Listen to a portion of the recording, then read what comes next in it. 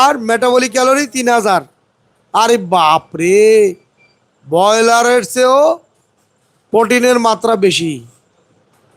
এখন এই প্রোটিনটা কমাইছি, আবার কার্বোহাইড্রেট কমাই, আবার একটু ফাইবারের মাত্রা বাড়াই দিছি।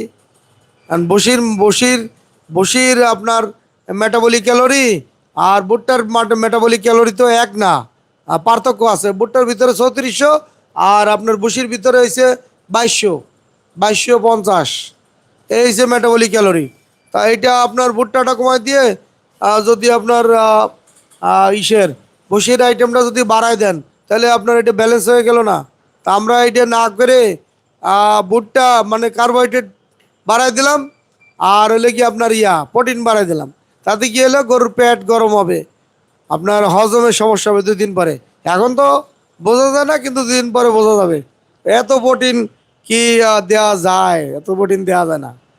এত প্রোটিনটা হজম হওয়া লাগবে না।